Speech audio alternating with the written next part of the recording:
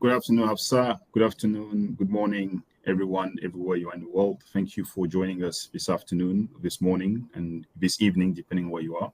Hafsa, it's good to see you again. And welcome to this inclusive financial design for people with disability. My name is Carl Molo, and I serve as the Vice President, Inclusive Impact and Sustainability for Central and Eastern Europe, Middle East, and Africa, based in Dubai.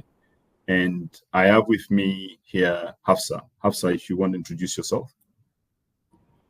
Thank you, Carl, for having me here. My name is Hafsa Kadir. I am the CEO and founder at IMInclusive, which is a social enterprise for disability inclusion in the UAE. And supporting me very kindly today is Flora Patricia, who is a sign language interpreter and our lead sign language interpreter in the UAE as well. So just a bit of housekeeping rules. It's important that we give an opportunity to everyone to contribute. So there is a chat box. Please, you can have your questions there. We will have a look at them. The moderator can also help us. And also, as Hafsa indicated, Flora is here with us because we want to make sure that we include as many people as possible in this conversation. So she provides sign language interpretation. She'll provide sign language interpretation with using American Sign Language. If you have any technical difficulties, please use the chat and then we'll make sure that we can support as best as possible.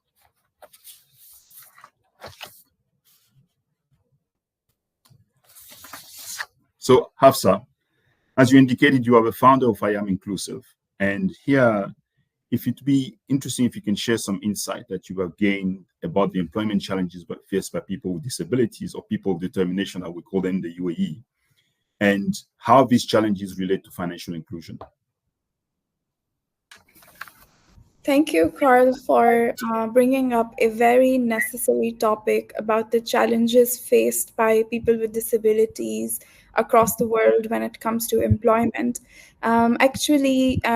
We have started our story as a social enterprise very much rooted in a purpose of trying to solve a problem that I was personally facing myself. I am from a family who has faced disability, exclusion, as I must say, and isolation because of not having access to opportunities when it comes to things such as community or general opportunities for training, because my brother is a person of determination or a person with disability. I think that there have been some journey points for us which have really amplified our voice as we create this social movement. But specifically, what I really want to highlight is that 1 in 6 of us identify as people with disabilities. 1 in 6 of us means that the population across the world, more than 15% of the world population, live with some kind of disability. So this means that there is a large population, not in every country, but also on a global level, which is reflecting disability inclusion's impact on people's requirements. And this is why employment and the access to financial opportunities needs to be created for every single individual. So for us, this has become a very crucial study, that how do we make employment accessible for all, and how do we make sure that every individual has some financial income stream so that they're included and not economically marginalized. Very important. Indeed. Thank you.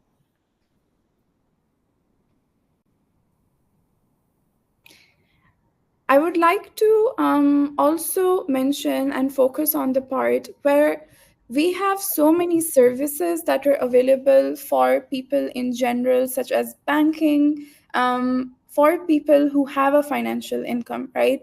But when it comes to people with disabilities, we specifically see that there is a challenge from the get-go of turning to the age of employability, trying to find a job, trying to access an interview, and then from there on trying to build financial independence. The world and the life that we all live in is not very equal in terms of the access that people have.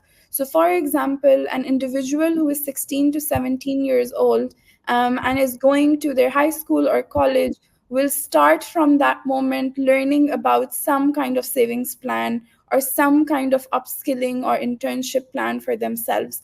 But for people with disabilities, that reality looks very, very different. And it is a pathway which is more full of obstacles still than solutions. So that's the gap that we're trying to solve at the moment. So as I reflect on my own experience looking at what you're talking about, I think one of the barriers might actually be ignorance. And when I talk about ignorance, it's also because disability is not always visible. But if we look then at the data, we can see that there are 1.2 billion people around the world that have one form of disability. And that represents 15% of the global population. And as you were referring to the number of people that are looking at work, we're looking probably at something around the global talent pool. And when it comes to the global talent pool, you're talking about 10.7 million people that are available to contribute to the development and the transformation of our economies.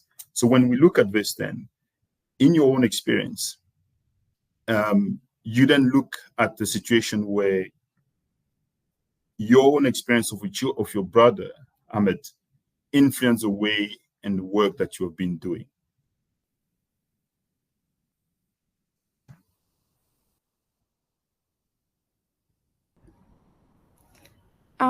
Carl, do you want to take a moment to see if our interpreter is in sync with us? I think that she might not be going with us. Okay. So I might request the organizers to allow Flora to rejoin if she can. Just a moment. Just take a minute.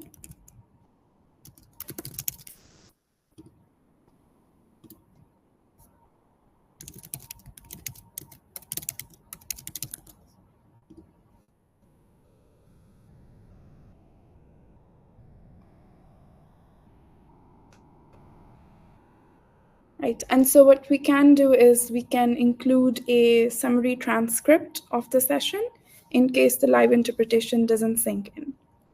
So we're trying.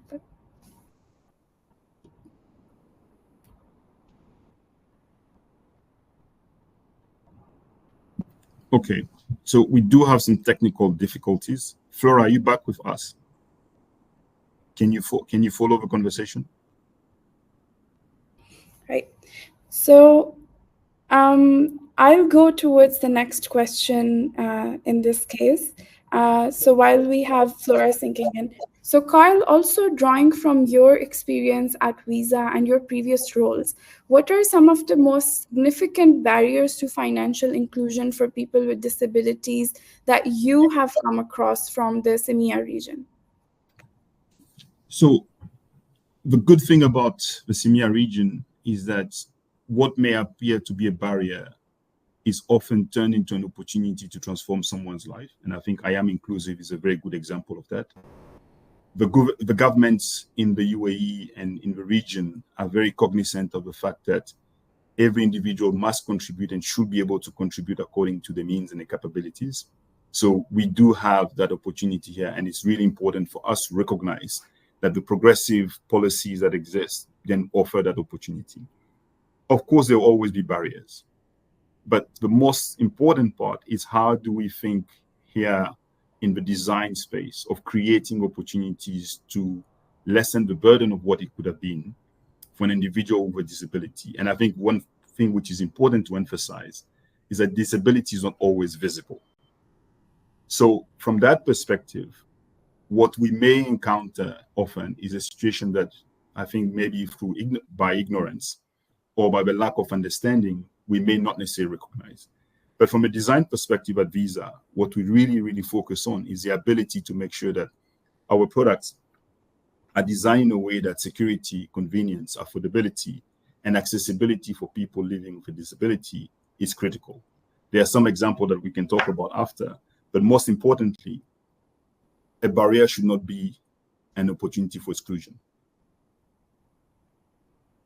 100%. Mostly a barrier should be an opportunity for inclusion, right? So Correct. So when we think about where you are on your journey, you've won She's Next, which is a Visa-led initiative to support women-led businesses. I would say you are probably not a typical small, medium business, but you managed to win and other prizes as well. You have turned into a job search platform, which offers a 360 disability inclusion employment solution. How do you see this evolution contributing to better financial inclusion for people with disability, living with a disability? thank you, Carl, for that question. So, we really see that the solution that we've built is something that is supporting not just people from one disability background, but people from different kinds of disability classifications. So we have people enrolled with us in candidate pools and in job seeker pools, which are people with physical disabilities, hearing disabilities, and visual disabilities. And we also support neurodivergent individuals. In our journey, when we first came to Visa She's Next program and presented our business model through the process, I would say we were still a bit early and shaping what the future of a social enterprise startup in the UAE would look like.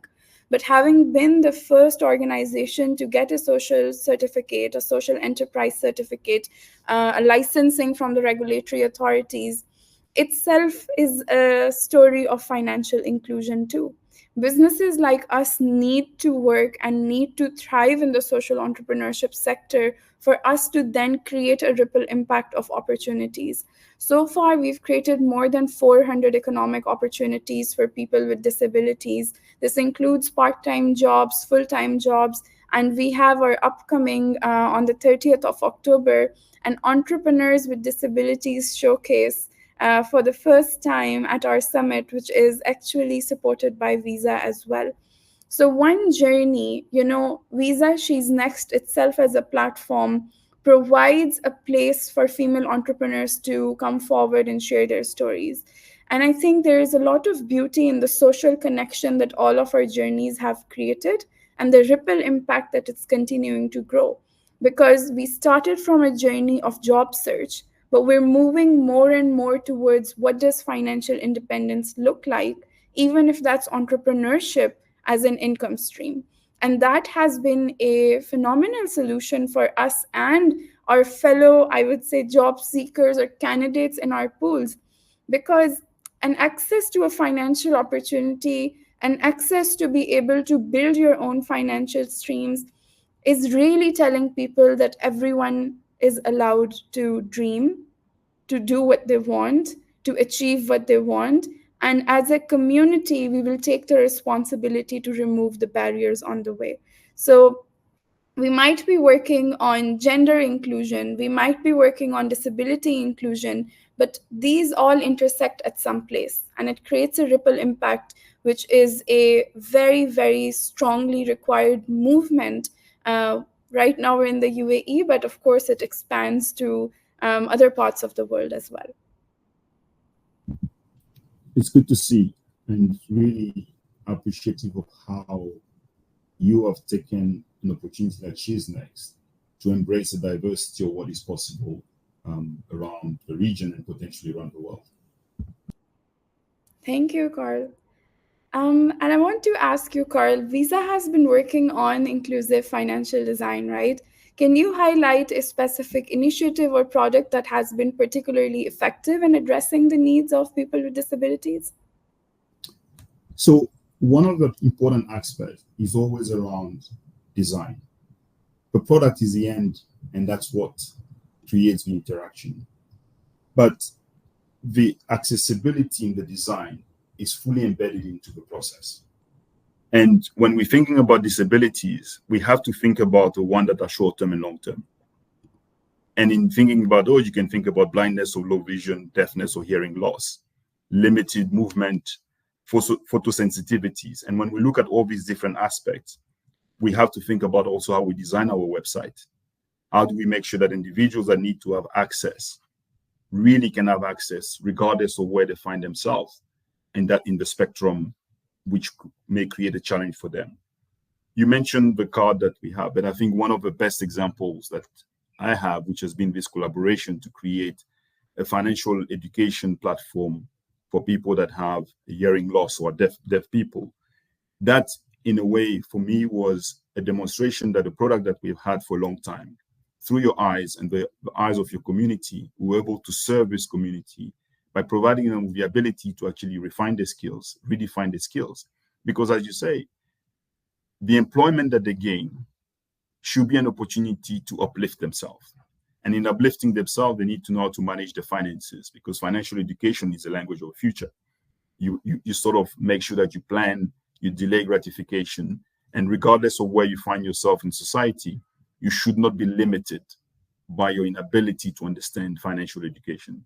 So yes, you have the cards, you have the opportunity to use other methods, but the skills development, I think, is the most critical part of the equation, because continuing to improve your skills and develop your skills means that you feel a little bit more the part of the society in which we are all evolving, and you can contribute to a better extent. 100%. I agree with that, and I feel that it's the tools that you're mentioning, like the digital academy that we have together, where we are training deaf individuals through sign language on personal money management. But it's also the other tools that you've provided us, Carl. It's the comic books with the visual graphics in both English and Arabic, who we are distributing to the community every event that we have. And I think more than 100 people with disabilities have easily benefited from these comic books. And they're accessing financial education in a very fun way, which is something so new and refreshing. So it is digital tools, but it's also sometimes these creative tools that are really playing a part in spreading the message on the importance of financial inclusion. This is really good to hear, Hafsa. And I think building on this, then, what do you think is either something that is missing or something that will be crucial to support, from an innovative perspective, people living with disability? I think, there is a very beautiful balance that we're looking for in the community becoming more curious about this topic of disability inclusion and access to finance for all, and the solutions that come out as a product of it. You rightly mentioned inclusive design is really important. And I read an article recently which talks about baked-in inclusive design. Or having, for example, wheelchair ramps which are access friendly. I'm sharing this example because I think it's more digestible than most, right? So, for example, if we look at the banking sector and we look at the infrastructure of banks, the UAE has started to recommend a lot of ATMs which should be wheelchair accessible.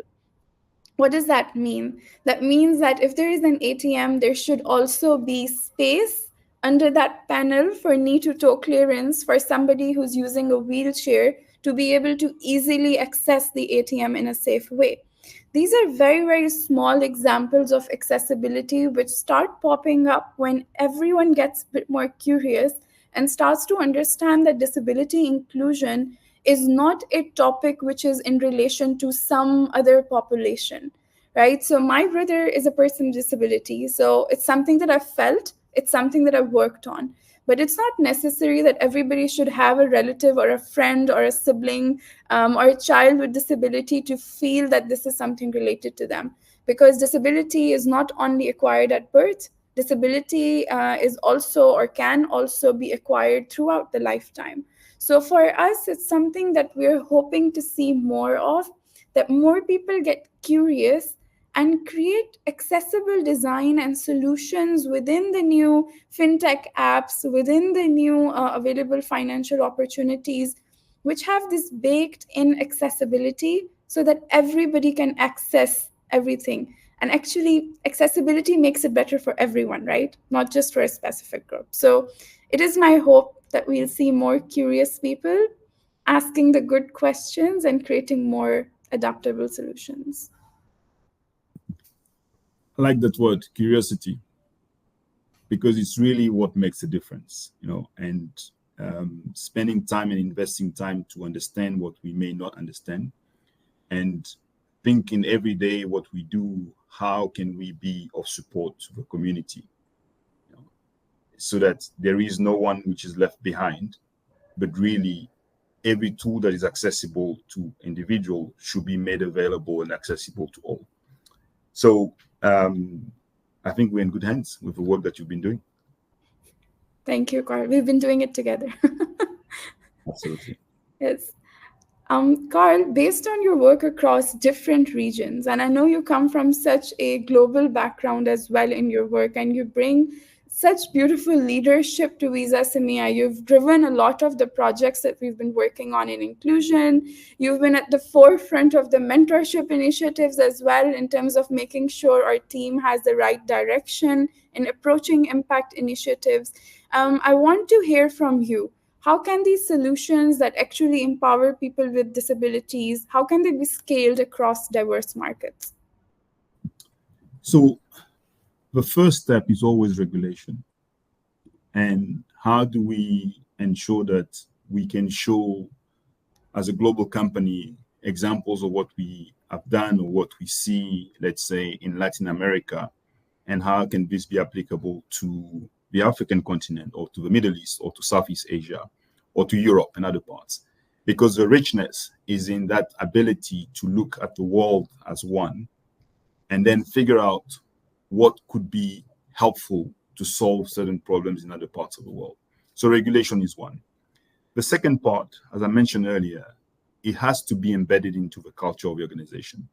And at Visa, we can be proud of the fact that it is. And I can give you two examples. One, Visa has been a sponsor of the Paralympic Games since 2002, sorry. And on that journey, many athletes that have some form of disability or other forms of difficulty have been able to outperform themselves to participate in the Olympics with the support of Visa and, of course, other partners. And this year for Paris 2024, we had 46 Paralympians and Paralympic hopefuls.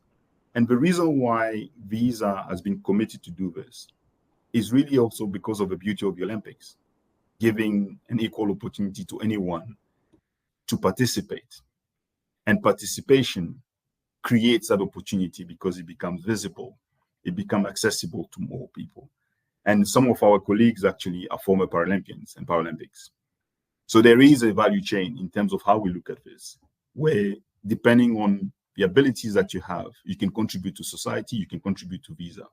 And that's equally important. So when you think of then about what's important, there's a regulation part. There's private sector organizations that have to play their role wherever they can by leveraging the assets, but also the network that they have to bring people in, because the ability to engage and collaborate then gives us that ability to say, okay, here's a product that we think may work. But you can actually we can actually engage our own colleagues to be able to participate in that process, and eventually the larger community on how effective this product is in actually supporting their own journey in life. So regulation, proximity, role of the private sector, and most importantly, organizations like yours that have been really helping us to rethink what we have, especially when it comes to financial education, and tailoring it to the needs of specific communities.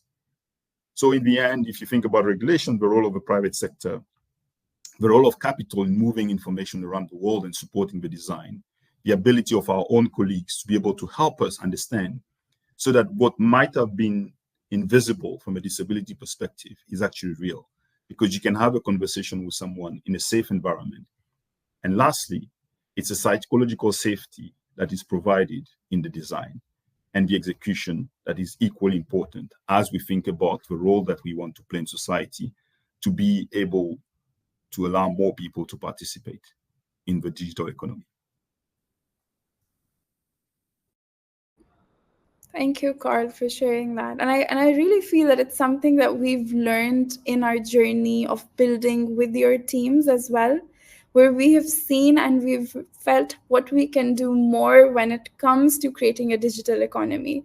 And I really want to share this with you as well, that, because of the program that we're creating for entrepreneurs with disabilities, and the amount of entrepreneurs that we've been able to get to take interest in having their own micro businesses, as people with disabilities who want to create different arts and crafts and sell them. We actually have been provided a shop now by Dubai Holding at the Global Village. And so, for all of the people with disabilities, the entrepreneurs who are going to showcase with Visa and IMInclusive on the 30th of October, there is a continuing legacy and sustainable pathway for them ahead. Global Village being one of the most iconic destinations in the world. So, it's a continuing partnership and ripple impact. And I want to thank you and the whole Visa team for the support they've been providing us. Thank you very much.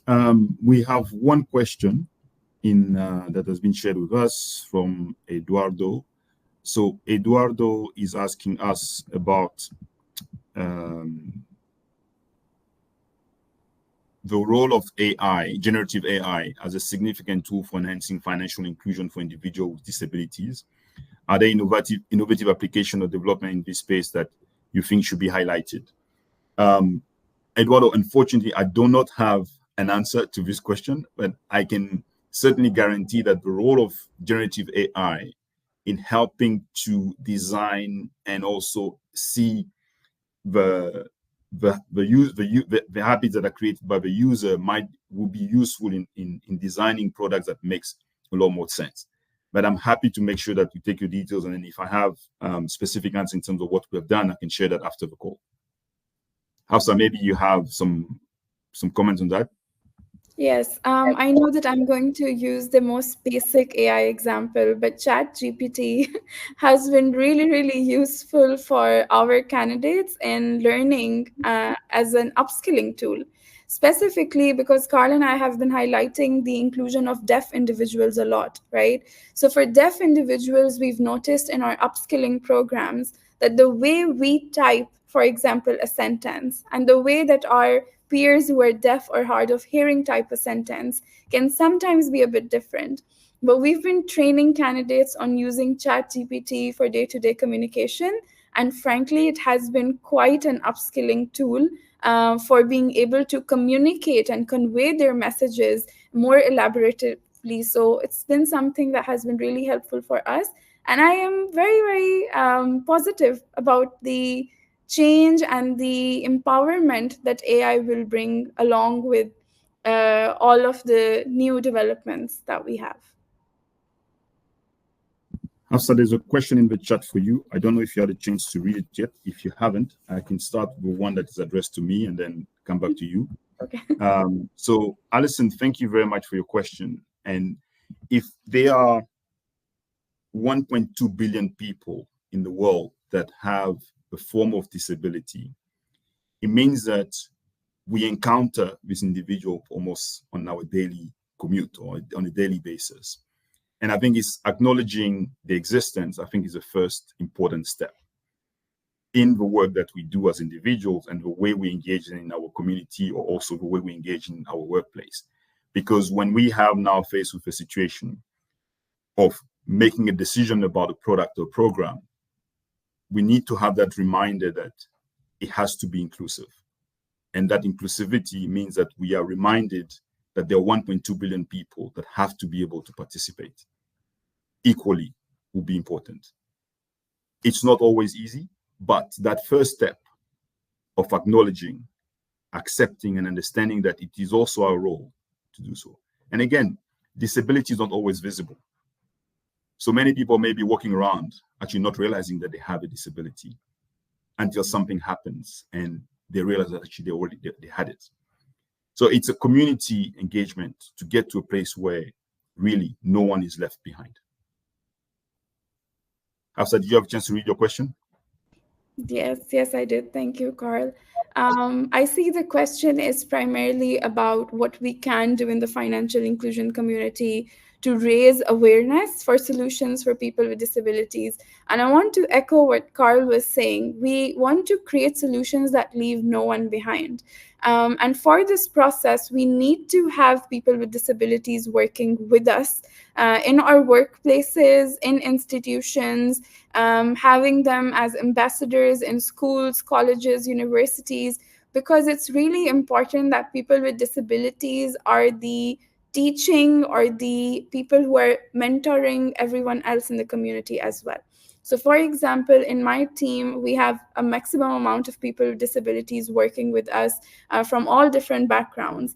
And I'm learning from them every day when we're creating these solutions for different clients and different partners.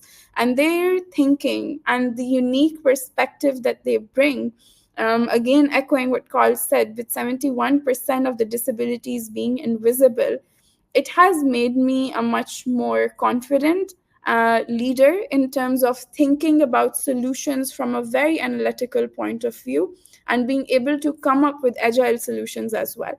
So I think in our community, we need to raise awareness about disability inclusion as a life skill. It's not just something that we do because we feel like, oh, it's something that's like, good to do, or it's something noble to do. It's absolutely required to build a future, to build an inclusive future for all. So I hope that answers your question.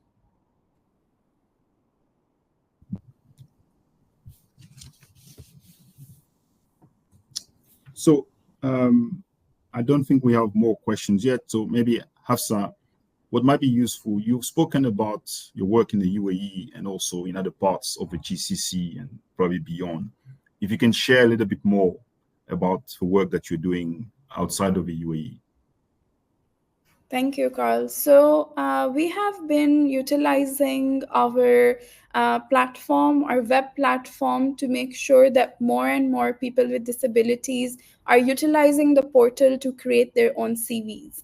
We saw this as a challenge where all of the CVs and the resumes that we receive, we wanted to train people on how to create a good CV and how to apply for a job.